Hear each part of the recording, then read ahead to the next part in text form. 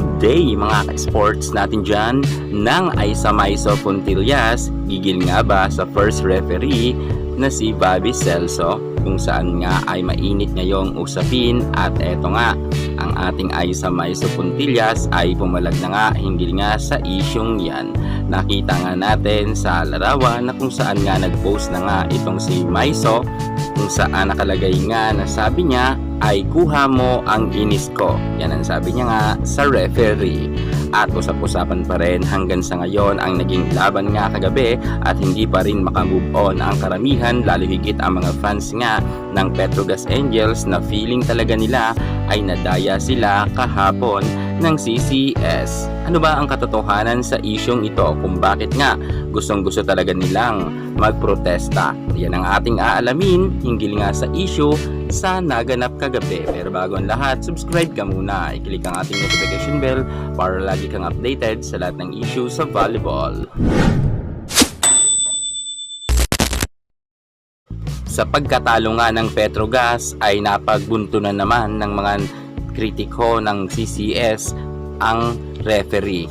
At ito ngang si Bobby Celso ay isa nga sa pinupuntirya nga ngayon ng mga pangbabash, kung saan marami ngang nagsasabi na mag-resign na daw ito, at sinabi naman ng iba na dinaya daw nito ang laban at pabor daw ito sa CCS. At meron pa ngang nagpaparatang ng mga netizen na di umano ay bayad daw ang nasabi natin referee, kahit wala naman silang ebidensya at walang katotohanan.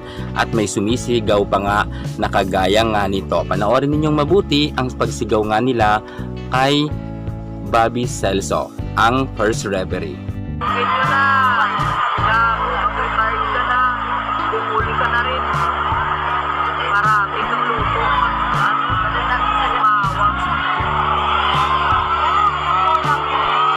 So yan nga mga ka-sports, kitang-kita naman natin sa videos na kung saan nga ang mga fans nga ng Petrogas ay gustong-gusto talaga magprotesta kay Bobby Celso, at sinisigawan nga siya na mag-resign na dahil matanda na nga ito at hindi niya nga nakikita na ang bola. Grabe rin ngayon ang mga pandalait nga ng ibang mga bashers ng CCS dito nga kay Bobby Celso, sapagkat pinaparatangan pa nga nila to ng mga masasakit na salita at kung ano-ano pa ang kanilang sinasabi. Gayunpaman, ang katotohanan talaga sa issue ay wala naman daw talagang dayaan na naganap. Yan ang katotohanan, dahil tama naman talaga itong si Bobby Celso.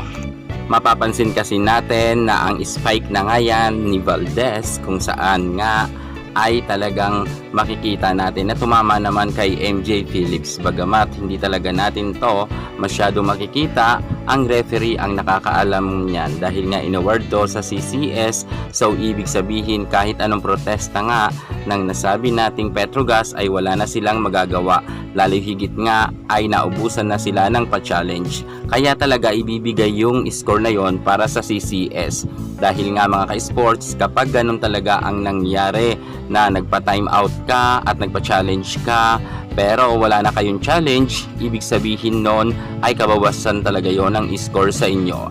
Kaya kahit anong gawin ng mga pamunuan ng Petrogas at ng kanyang mga coaches, gaya nga ni Coach Oliver, kitang-kita natin na parang dismayado siya, wala na nga magagawa ang kanilang pag-aaburido, lalo higit nga wala na silang pa-challenge dahil nai-award na nga sa CCS ang score. Kinakailangan sana may pa-challenge nga ang Petrogas, ngunit wala nga, naubusan na silang challenge, kung kaya talagang 100% ibibigay nga ang score sa CCS. Hindi na kasalanan yun ng CCS. Kung may nagkamali man talaga, baka yung na-wrong lang talaga ang nasabi nating si Bobby Celso at nai-award nga ito sa CCS.